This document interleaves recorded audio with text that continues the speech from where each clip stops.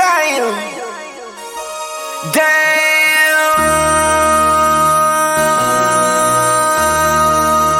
MC, make another hit. Whoa. This ain't what you want. Project This ain't what you want. This ain't what you want. Ha! 1600 block. Joe Biden has stepped out. The old Badilacs is not the presidential nominee anymore. He is stepping down or stepping aside, depending how you see the move. So what does this mean for Democrats? The reaction has been crazy. I've been watching it, some of it on social media. But I would say I think it's more good news for Democrats than it is bad news. I, for one, am excited because, I like drastic changes. And I think we needed a change. He was just too old. That's it. He was just too old. We saw that. We've been seeing in the way he even walked downstairs. I'm not excited, though, about the current nominee, Kamala Harris. I would prefer someone like Newsom. I think he would have a better chance. It does seem like Biden is putting party over country because he's doing what he feels is best for the Democratic Party. And I think he realizes that the best option to defeat Trump now would be for him to step aside. So what does this mean now for Trump? Trump is now the oldest presidential nominee in history. Yes, he's older now than Biden was back in 2020 when Biden was the nominee and eventual winner of the election. So as of now, Trump is older than Biden was back then in 2020 when Biden was too old to run for president. So do we apply the same narrative to Trump now? Is he too old to run? If he is, since he is older than Biden was back in 2020, so why isn't it fair to raise a question that now Trump is too old to run for president? So I've spent some time reading reaction on social media from both parties, and some of the points or arguments I've been reading are pretty nauseating. Why didn't he step down sooner? Or why did he continue to lie if he was going to step down? Or one ridiculous one from Mike Johnson, Speaker of the House. He said Biden should immediately resign from being president. It's like, why? Because he can't finish the rest of 5 to 6 months left as president? How does that compare to wanting to step aside from governing another 4 years? He isn't stepping down because he can't finish the rest of his term, because he can't see himself finishing another 4 years. But we all know Mike Johnson is probably only saying that because he wants this to count as Kamala's term, so she wouldn't be able to run for a second full term. Pretty sure that's why he's calling out for that. So, they've been calling on Biden to step down this whole time, and if he did the right thing, or why is he running, or he's being stubborn by still trying to run.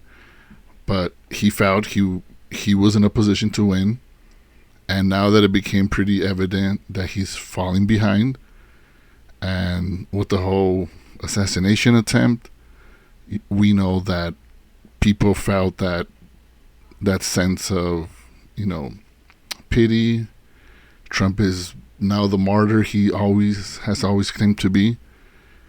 And many agreed that Biden was unfit for different reasons. A lot of conspiracies, but one that for sure was, no matter if you can believe any of the conspiracies or any of his business ties, is that he's too old. Basically, he's just too old to run. So did he do the right thing? And now he's being slammed pretty hard, kind of by both sides, but of course more by the right, because he stepped down.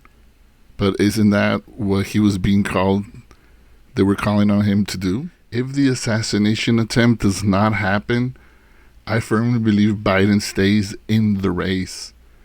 And I don't think Trump's support would have grown in the past week or so because of that. So if you think about it, that assassination attempt pretty much changed U.S. politics for the foreseeable future. One thing I did want to make clear, I try to be a bit more unbiased in my talking here, in my reporting, if you will, than in any other of my personal accounts. Here I'm going to say things that are more factual based or closer to what is perceived as common sense. So in my other accounts, in my Twitter account or in my other personal accounts, I'm going to post jokes, I'm going to post memes, I'm going to post stuff that will trigger people. That's not my intention here. That's not what I'm trying to do. I'm trying to say things and be a voice that anybody on either side could reason with. I say this because I was called again from someone from our community as being radical. So, and that made me think, where do you have to be perceived as being radical or extreme? I don't have to be a liberal or a radical or an extreme leftist just because I disagree with Trump's behavior and Trump's rhetoric.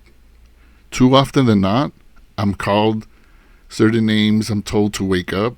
I'm told that I'm blind, drinking Kool-Aid. I even forgot where that one comes from. And all because I don't believe in certain misconceptions and accusations about Joe Biden. Or if I have anything negative to say about Trump, then that's when, the media got me. I got suckered in because I believe certain negative things about Trump. Let's be clear about something. I could call Trump a felon and have every reason to call him that because he's been convicted. I have the right to believe he is a sexual predator because, one, he's been found liable in court for sexual abuse. And now I want to make one thing clear about that, and this is pretty explicit what I'm about to say, so I hope there's no one underage hearing that, but the only reason he was not found liable of rape because the defendant could not remember if he had fully penetrated her. That is the only reason he was found liable of sexual assault and not rape. But he was still found liable of sexual assault when he came onto this female in the dressing rooms and forced himself on her. So if you're going to put that aside because he's your nominee or because he's raising the fist and all that stuff, that's fine. But you can't call me being the crazy one when I'm judging him by his actions, by what he has said, by what's on tape. So I don't need the media or news outlets or anybody to tell me how to see Trump, because I'm judging it from myself, from what I have seen from him. I don't have to be anywhere on the political spectrum specifically to think Trump is who he is. I think if I think he's a criminal, it doesn't mean I'm standing on the left. If I think he's a sexual predator or a pedophile, that does not mean I'm complete liberal. And I say this because, again, he is defended and guarded so close and dear to everyone's heart that he gets a pass for everything negative that is said about him. Because if I believe something negative about him, then his supporters think I'm the brainwashed one. Like that quote says, it's easier to fool somebody than to make them realize that they've been fooled. So all in all, I have reason to believe that he is not fit to be president because of what he has shown. He did not accept the election results. He spent the last months of his presidency, fighting it in court, instead of being a president and trying to work into a peaceful transition of power. So the first president to have never done that. Why would someone like that be fit to be president again? So like I said, I don't have to be a Democrat. I could even be a Republican, because there are so many on the right that don't agree with him, don't agree with what he has done, and see him for what he is. So if I say something negative about Trump, it does not mean that I'm all in for transgenders and LGBT. My views on that, on marriage, on traditional family values, align more with what conservative Republicans used to be. And I say used to be because here they have endorsed somebody on their third marriage that's cheated on their wife with a porn star. That's factual. The attorney that he paid, that he gave the money to give the hush money to the porn star, is the one who's saying it. So you could bypass that. Bypass anything you want. Bypass anything you want about Trump. If I voted for Biden or I supported him, it doesn't mean that I automatically hate the nominee for president on the Republican side. If it was Mitt Romney versus Joe Biden, maybe I would have voted for Mitt Romney. So it's not as one-sided as everybody makes it out to be. And I say this because I post, Biden dropping out, and everybody's thinks it's this great thing that Trump might win again. So Trump, he didn't provide any proof that there was substantial fraud in the 2020 election. He didn't lose the election by one state or two. He lost the election by the same margin that he beat Hillary in 2016. So in other words, it wasn't even close. So what's the first thing to do? Recounts. They got their recounts. And almost in every single time, there were more votes that came out. Not a lot, maybe a handful or a few hundred more for Biden than Trump. So where was the election fraud? So with that lie, without having the character of a person to accept the results, he carried this lie that the Democrats, he vilified anybody that didn't believe him. Even Republicans themselves, some of them that did believe he lost fair and square, they were also vilified. They became villains too, because they didn't believe the big lie. And like I said, I didn't have to be a Democrat to believe that lie. They actually said it, experts have said it, that it was the most secure election we've ever had. There was cameras inside every election office as the ballots were being counted. And on any state and county, they were offering, and I know this because I went to several random counties and states, and you could watch in live. So no, there was no fraud on a national level. That's why Fox News lost the lawsuit, because they were peddling something that was a lie. So seeing all those, I'm just naming some examples of why I wouldn't vote for Trump, why I don't think he's a good candidate, and why I think he not only is unfit, but is not worthy of another shot at the presidency, because he didn't abide by any of the policies, laws that have applied to every president and apply to every citizen. And I think the unfortunate part is that many forget what Trump was doing and what he did in his last term. And I think if any other nominee or president in the past had ever been would have ever done what he has done, he would have never got a shot. I had believed when he won in 2016, I was sure that he wasn't going to last for 4 years. And I remember telling my sister that, an insanely avid Trump supporter, because I told her, look at his actions and the way he runs his mouth. I told him he's going to get himself kicked out or impeached. But what I did not foresee, and I did not know that the times were going to be this politically charged and politically divided, that they were going to allow him to get away with all these things. That's what I didn't see coming. I was still seeing it as, oh, well, you know what? If the president does wrong, it doesn't matter if he's Republican or Democrat. He needs to be, he needs to be held accountable. And that's what the way it should be. Going back to Biden, here's another thing I didn't foresee. The amount of hatred that he was going to get in these 4 years.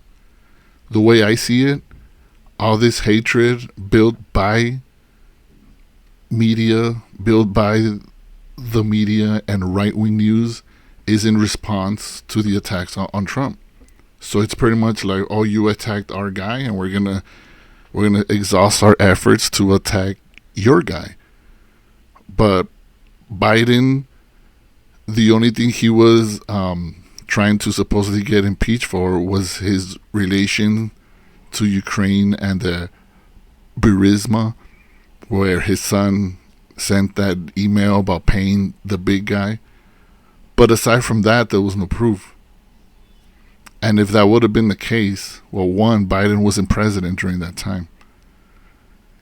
Two, what they're accusing him of doing is what Trump did while he was president, using his power, his authority to influence deals for his family. We all know about Ivanka and Jared Kushner. So that to me is the, I want to say, insane part, the even comical part, that people tell me about how crooked Joe Biden is and all the corruption that comes with him, but yet they can't name what that corruption is. Or some say, the first time I hear this one, actually in the past 4 years, Trump supporter on Facebook commented that he's in a vote for the lesser of two evils.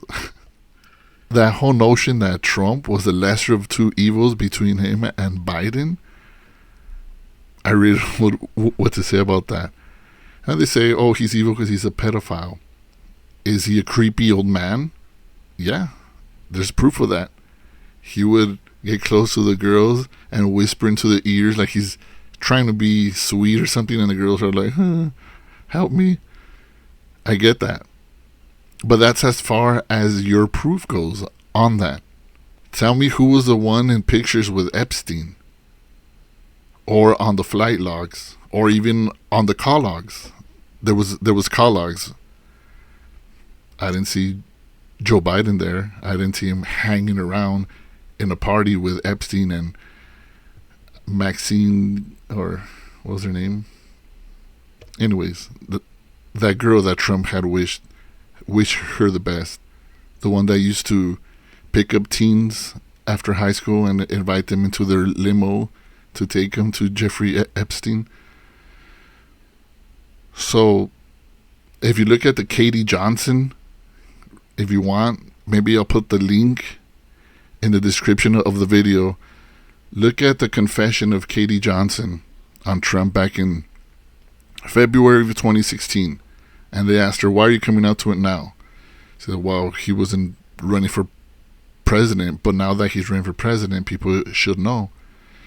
I must warn you, it's explicit. It's in detail. Between the lesser of two evils of Trump and Biden, only one of them has been accused of sexual assault and rape over, I think, so many times. And going back to my point, going back to my point that it's not the media that told me that, but when I hear a recording and there's footage of it too, Trump with Jon Stewart saying that he walked into the dressing rooms and he got to see the girls topless while they were changing, because they can't tell him anything because he owns it, so he's the big guy there. And there's been at least 3 or 4 girls, females, that did come out and say, yeah, that's true. He just walked in and we didn't know what to do, but he's like the boss, so we weren't gonna, make him feel bad. I'll tell you the funniest is that I'll go backstage before a show. Yes. And everyone's getting dressed and ready and everything else. And, no men are anywhere. And I'm allowed to go in because I'm the owner of the pageant, and therefore I'm inspecting it. I'm inspecting. Right. I want to make sure that like everything is good. You're there. Yeah, the dress. Is everyone okay? They're standing there with no clothes. Is everybody okay? And you see these incredible looking women. And so I sort of get away with things like that. So you have someone bragging about going into dressing rooms while girls are changing. You have that recording also of a little girl going up an escalator. You could see that on YouTube. And he says, I'll be dating her in 10 years. There's no way that girl was over 15, maybe 16. But she literally looked like a little girl, had the voice of a little girl. And Trump, trying to be funny, I guess, trying to be charismatic, he says, oh, I'll be dating her in 10 years. What if Joe Biden said that to a little girl? Hey, I'm going to be dating that girl in 10 years.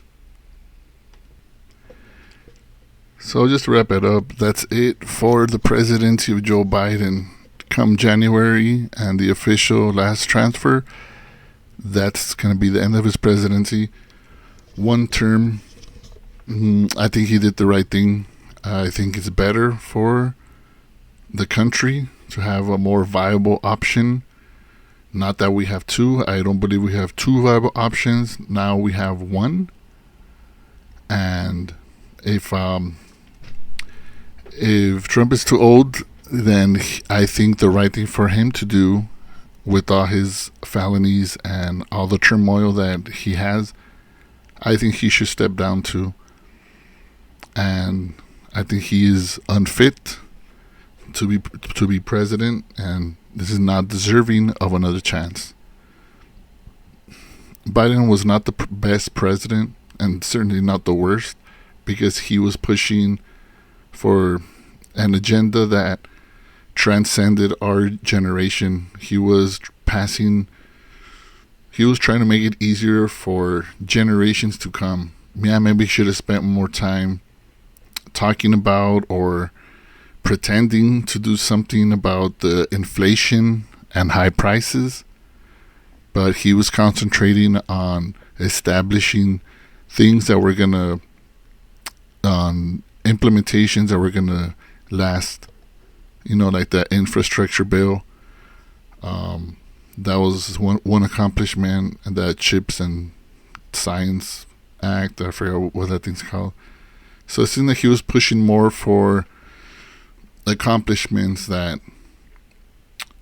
we don't immediately feel, but eventually will be helpful for our kids or other generations to come. So definitely not the most popular. I think he's too old-fashioned. No pun intended. He's too old, but he was too old-fashioned, not with the times. Didn't take advantage of opportunities to attack Trump or the opposing side until just recently. But he needed to have established himself and worked on the notion to be perceived head and shoulders above Trump. But they kept pushing the same, the unemployment rate, the stock market, which is good, but there was more that needed to be done. And now with the assassination attempt on Trump and Biden's poor debate and other times that he's confusing names, which Trump also does too, but the fact that Biden is a little bit older, he's going to get more of that attention. All in all, we deserved someone younger we're getting somebody younger no matter what, because Bernie Sanders is not going to run. He's older than both, and I think he would be a better president than anyone probably that they would put on the ticket. But kudos to Biden for stepping aside and doing, I think, what's best for the chances to defeat what appears to be an incoming dictatorship. So that is it for now. Until next time, peace out.